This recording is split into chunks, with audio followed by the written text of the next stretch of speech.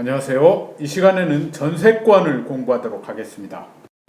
자, 전세권은 타인의 그 부동산을 사용 수익할 수 있다는 점에서 용익물권이고, 그 다음에 또 그 담보물권적인 성격도 가지고 있습니다. 전세금 반환 채무를 이행을 해야 되는데 그 이행을 지체하면은, 그러니까 이제 전속기간이 만료됐다거나 해서 반환을 해야 되는데, 물론 이제 그 이행 지체에 빠뜨리려면 이행의 제공을 해야 되겠죠. 예, 자기 채무인 목적물 반환 채무를 목적물 반환 채무하고 전세금 반환 채무는 동시행 관계가 있으니까요.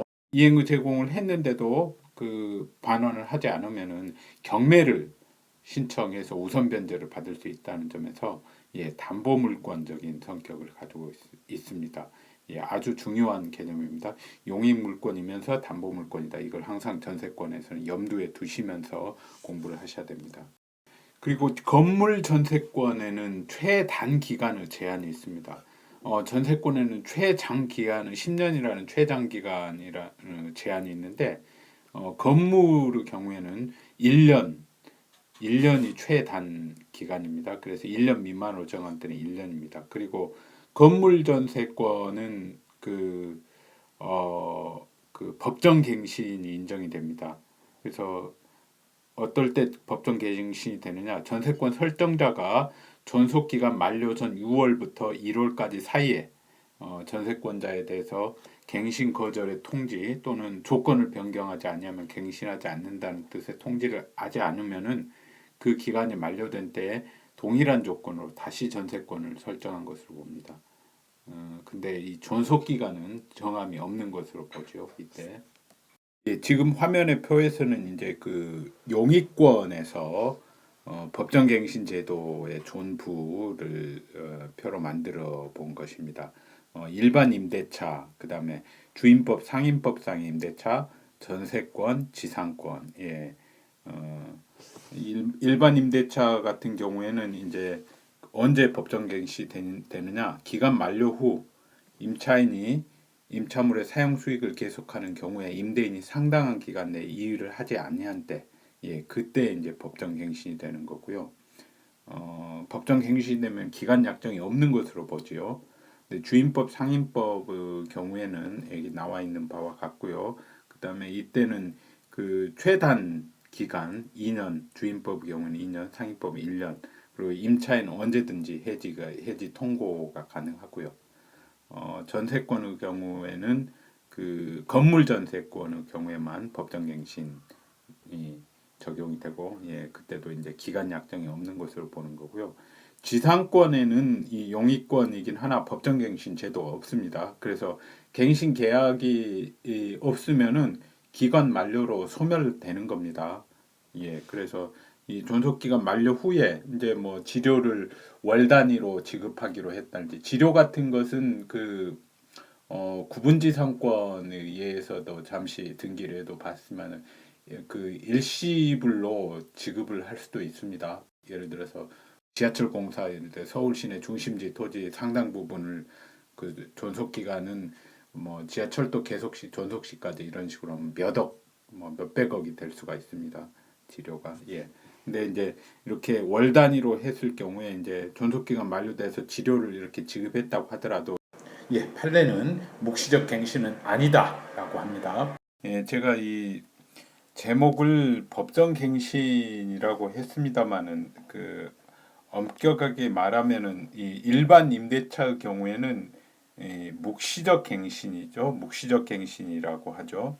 그 묵시적 갱신과 법정 갱신의 차이는 묵시적 갱신은 이 당사자들의 태도로 미뤄 봐서 명백하진 않지만 묵시적으로 그 갱신 약정이 있었다고 추정할 수 있다, 뭐 이런 의미인 거죠. 기간 만료 후에도 이제 계속 사용하고 했으니까. 근데 이 주임법이나 상임법 또는 이 전세권 이런 경우에는 이제 기간 만료 이전에 갱신 거절의 통지나 뭐 이런 게 없으면은 갱신된 걸로 본다고 하니까 이제 당사자들의 추정적 의사가 좀 더 약하죠. 그런 의미에서 묵시적 갱신 특히 이제 지상권에서 이 판례 사례 존속 기간 만료 후에 치료를 지급하고 왔다고 했으니까 이제 이 묵시적 갱신 여부가 더 문제 될 수 있겠죠. 근데 이런 의미에서 일반 임대차에서 이런 의미에서 묵시적 갱신은 그 지상권의 법정 갱신 제도도 물론 없고요. 묵시적 갱신 제도도 없기 때문에 묵시적 갱신을 주장할 수 없다라고 하는 거죠. 치료 지급만으로. 그래서 지상권은 소멸한다라는 의미의 판례입니다. 그리고 전세권과 관련해서도 법정지상권이 인정됩니다. 305조에서 규정하는데요. 무슨 내용이냐면은 그 대지와 건물이 동일 소유자에게 속한 경우에 건물에 대하여만 전세권을 설정한 때에는 그 대지 소유권의 특별 승계인은 전세권 설정자에 대해서 지상권을 설정한 것으로 본다. 예, 특별 승계인이란 포괄 승계인 아닌 승계인을 말하는 거죠. 경매를 통해서건 뭐 강제 경매를 통해서건 그런 의미입니다. 매매를 통해서건. 그래서 이게 그러면은 그 관습상 법정지상권하고 어떻게 다르냐 똑같은 게 아닌가 이렇게 생각하실 수 있는데 약간 다르죠. 이 305조 법정지상권이 있기 때문에 전세권 설정자하고 그 다음에 대지 소유권의 특별 승계인 사이에 이 건물 철거 합의가 있다고 하더라도 전세권자에게는 대항하지 못하는 거죠. 그래서 관습상 법지보다 전세권자를 강력히 보호하는 거죠. 관습상 법지만 있다면은 이게 건물 철거 합의해 버리면은 곧 그 지상권이 없어지게 되니까 전세권도 그 결국은 그 전세권자도 철거되면 나가야 되는데 그렇지 않는 거죠. 305조 때문에. 예. 그리고 이 중요한 게 채권 담보 목적의 제3자 명의 전세권도 유효합니다. 예, 이게 무슨 말이냐면은 읽어보겠습니다. 목적물의 인도는 판례에서 이 전세권의 성립 요건이 아닙니다. 그래서 당사자가 주로 채권 담보 목적으로 전세권을 설정하였고 그 설정과 동시에 목적물을 인도하지 아니한 경우에도 장차 목적물을 사용 수익하는 것을 완전히 배제하는 것이 아니라면 전세권은 유효합니다. 또한 담보권에 있어 채권자, 채무자 및 제3자 사이에 합의가 있으면 채권자가 그 담보권의 명의를 제3자로 하는 것도 가능하고 이와 같은 경우에는 채무자와 제3자 사이에 담보 계약 관계가 성립하는 것으로 제3자는 피담보 채권을 수령하고 그 담보권을 실행하는 등의 담보 계약성의 권한을 가진다. 예, 이게 이제 판례의 법리입니다. 예, 그래서 갑이 을 소유 토지에 주택 건축을 을로부터 이제 도급 받아가지고 주택을 완공했어요. 그리고 그 공사비 채권을 담보하기 위해서 그 을 주택에 자신의 채권자 병 명의로 전세권을 설정받고 자기 명의가 아니라 또 자기의 채권자 설정받고 주택에는 또 자기나 자기 채권자가 아니라 을이 그대로 거주하는 경우 소유자 을이 그래도 병의 전세권 동기는 유효하다라고 하는 게 판례입니다. 305조와 동일한 취지의 규정이 약간 다릅니다만 하여튼 그 같은 원리의 규정이라고 할 수 있습니다. 304조 2항인데요. 보겠습니다. 타인의 토지에 있는 건물의 전세권을 설정한 때에는 전세권의 효력은 그 건물의 소유를 목적으로 한 지상권 또는 임차권에 미치며 설정자는 전세권자의 동의 없이 지상권 또는 임차권을 소멸하게 하는 행위를 하지 못한다.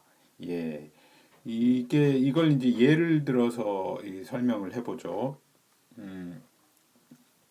그 토지와 건물의 소유자 을이 이 건물에 대해 갑에게 전세권을 설정해 줬다고 일단 보죠. 그러면은 이 토지가 있고 이 건물이 있는데 이 건물 소유자도 을이고 그 다음에 이 토지 소유자도 을입니다. 근데 을이 갑에게 전세권을 설정해 줬어요. 그런데 이 토지에 대한 경매 절차가 진행돼 가지고 병이 경락을 받았어요.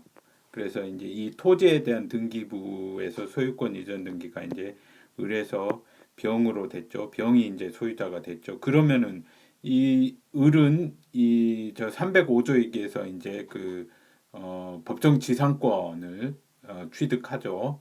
예, 등기는 아직 안 됐을지라도 취득한 상태에서 이제 이 을이 요걸 건물을 또 정에게 이전을 해줬습니다.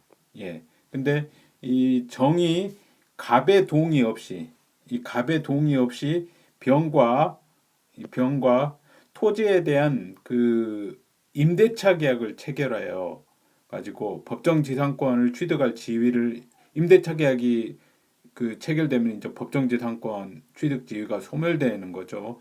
소멸시킨 경우 이 정은 물론 이 건물 소유자 정은 물론 병도 건물 전세권자 갑에게 대항하지 못합니다.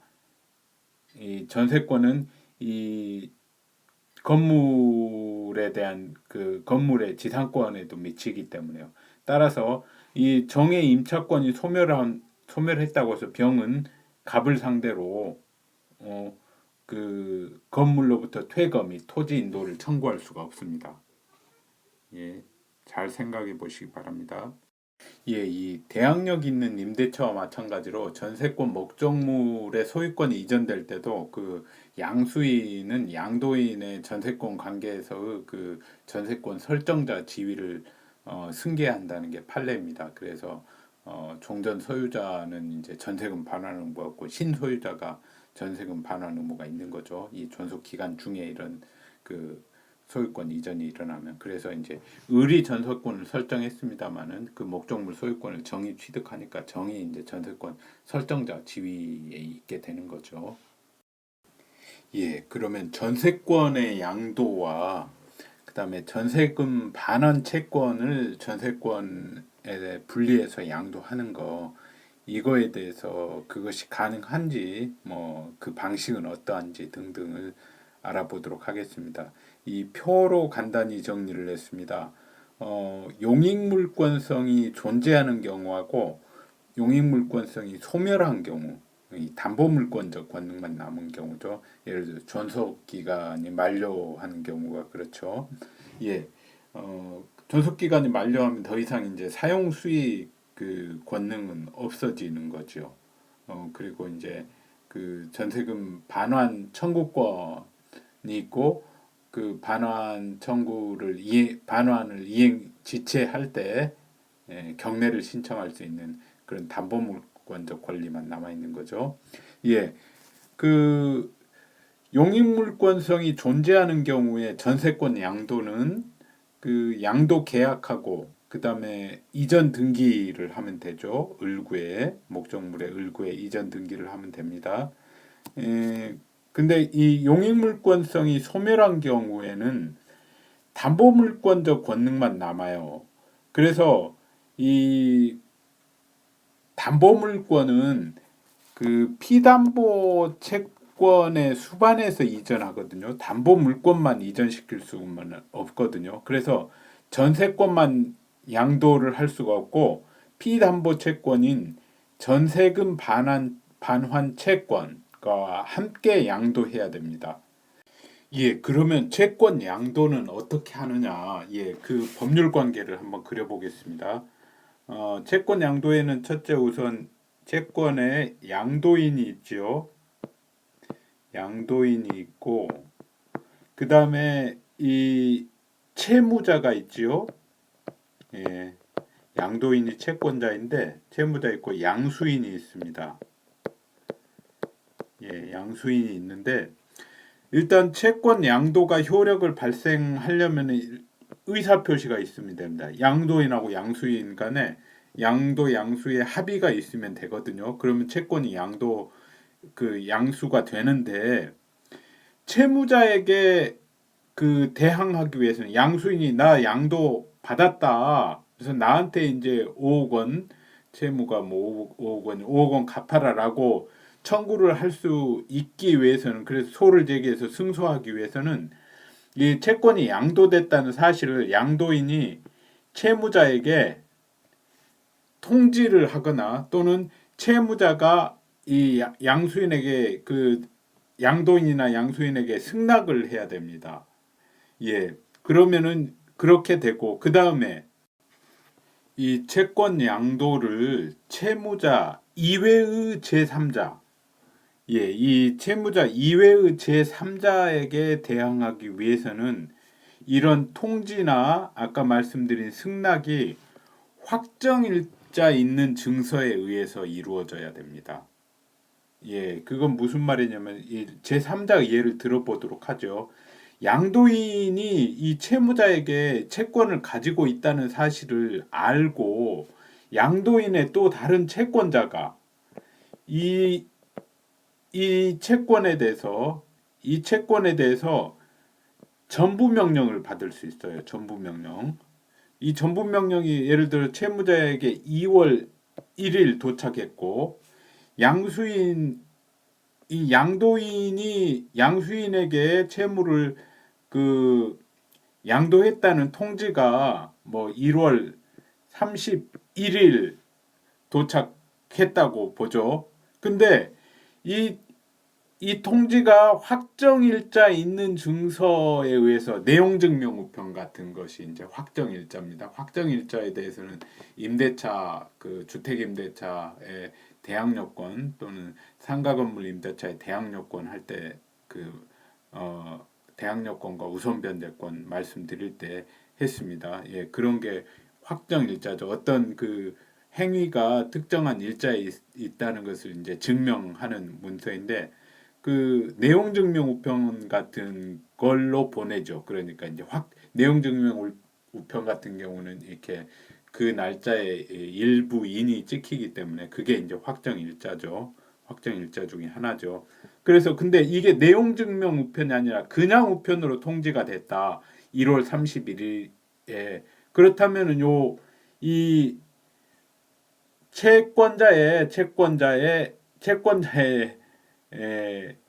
채권자 그 사람의 이 전부 명령이 우선합니다. 이건 대항할 수가 없어요. 1월 31일자 보통의 우편으로는 확정일자가 아니었기 때문에. 그런데 만약에 이게 확정일자 받아서 내용증명 우편으로 통지돼서 1월 31일에 채무자에게 도착했다 하면은 이제 채권은 이미 양수인에게 이전됐기 때문에 이 전부 명령은 무효입니다. 법원의 결정에 의해서 내려졌다고 하더라도 법원의 재판이긴 하지만 그건 무효입니다. 이미 존재하지 않는 채권에 대해서 내려진 것이기 때문에 그래서 이 채무자 이외의 제3자에 대항하기 위해서는 이제 확정일자 있는 증서에 의해서 통지가 돼야 된다라는 겁니다. 그 점을 염두에 두시고 이걸 아까 읽어 보면은 그래서 용익물권성이 소멸한 경우에는 피담보 채권인 전세금 반환 채권과 함께 양도해야 되고 그래서 전세권 이전 등기와 더불어 이 450조 2항에서 규정하고 있거든요. 제가 방금 말씀드린 이 채권 양도의 대항 요건. 그래서 450조 2항에 따라 확정일자 있는 증서에 의한 전세금 반환 채권 양도 절차를 거쳐야 제3자인 전세금 반환 채권의 압류 전부 채권자에게 대항할 수 있습니다. 무슨 말씀인지 아시겠죠? 그 다음에 전세금 반환 채권만 양도할 수 있는지 이걸 보겠습니다.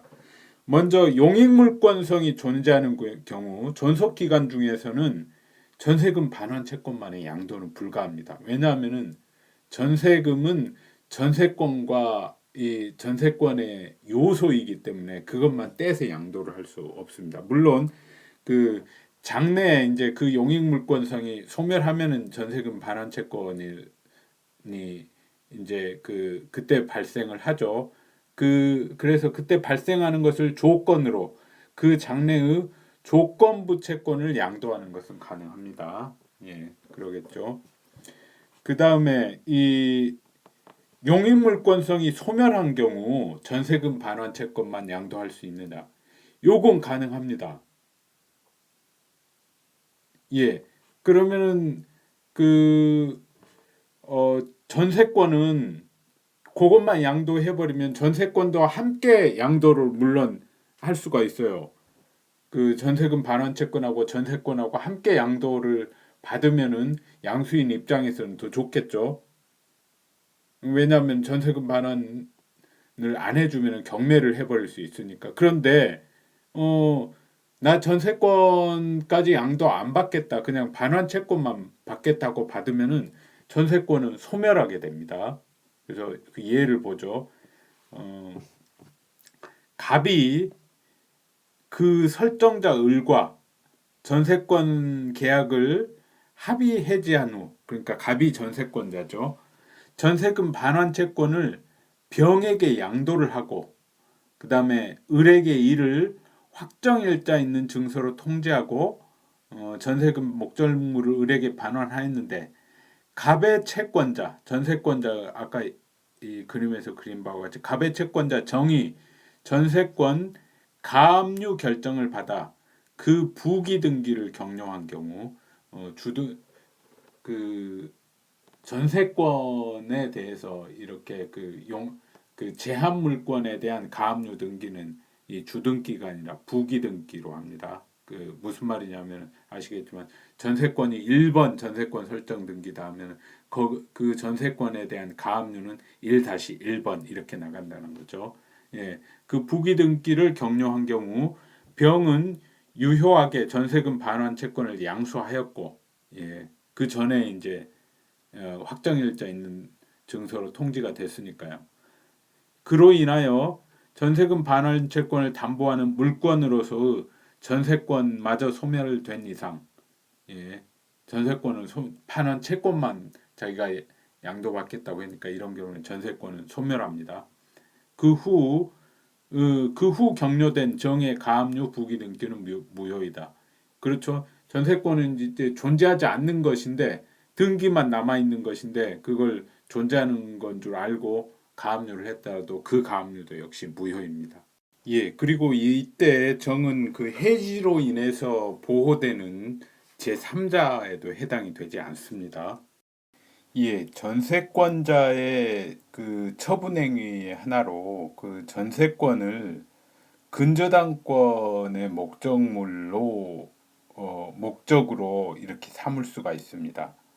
예, 어, 저당권을 설정해 주는 거죠. 전세권에 대해서.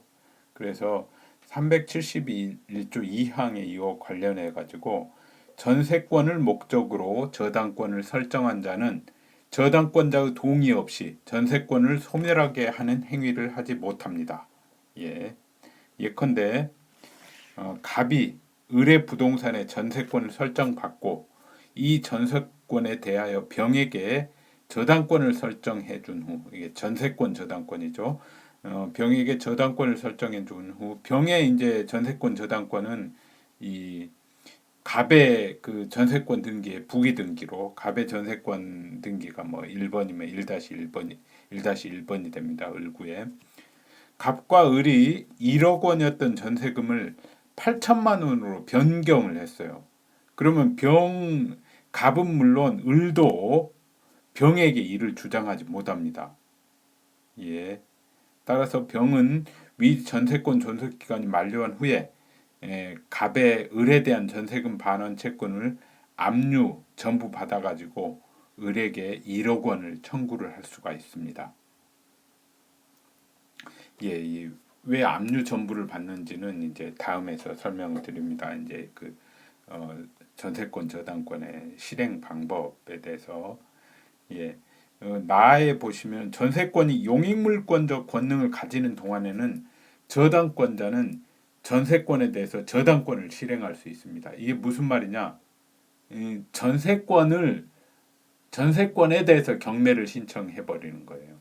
예, 이런 것도 가능합니다.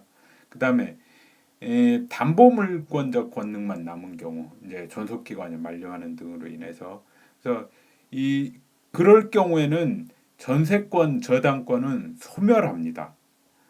용익물권적 권능이 소멸됐으니까 전세권 저당권 소멸한다고 보거든요. 판례는 따라서 전세권에 대해서 이제 저당권을 실행할 수는 없고 다만 이 저당권에 가서 배웁니다마는 이 저당권의 목적물이 소멸됐을 때 그 대가로 받는 것에 대해서 물상 대위권이라는 것을 행사할 수 있거든요.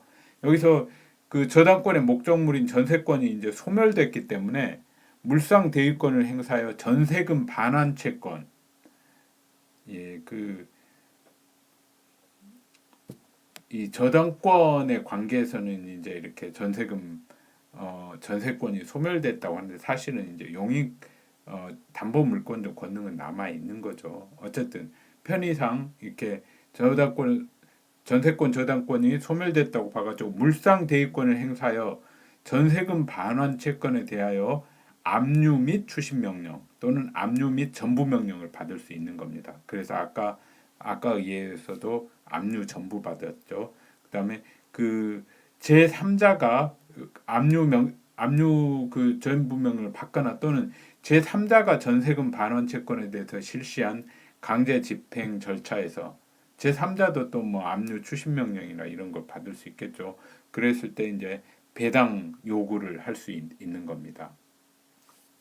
그리고 이때 전세권 설정자는 전세금 반환 채권에 대한 전세권 저당권자 등의 압류가 없으면 전세권자에게 전세금을 지급함으로써 그 의무 이행을 다한 것이 됩니다. 예, 압류가 없으면은 바로 그냥 전세권자에게 전세금을 지급해도 돼요. 그 전세권 저당권이 있음에도 불구하고 따라서 그렇게 하고 나서는 전세권 저당권자에게 전세권 저당권 등기에 말소를 청구하는 거에 가능합니다. 예. 예, 그래서 이렇게 용익물권적 권능이 소멸하는 경우 이걸 이제 전세권이 소멸했다라고 칭하기도 하는데 이렇게 했을 때는 이제 경매 신청권이 있죠. 그 전세금 반환 의무의 이행 지체에 빠졌을 때 그래서 그런데 부동산 일부에 대해서 전세권은 목적물이 아닌 나머지 부분에 대해서는 경매 신청권이 없습니다. 따라서 전세권 목적이 된 부분이 독립성이 없으면은 그 경매 신청을 할 수가 없어요. 독립성이 있어야만이 경매를 신청할 수 있는 거죠. 그래서 왜냐하면 독립성이 있어야 독립한 소유권의 객체로 될 수 있으니까요. 예. 그렇지 않은 독립성이 없으면 경매 신청을 할 수가 없습니다. 나머지 부분에 대해서는 전세권 목적물이 아닌 나머지 부분은 경매 신청권이 없기 때문에요.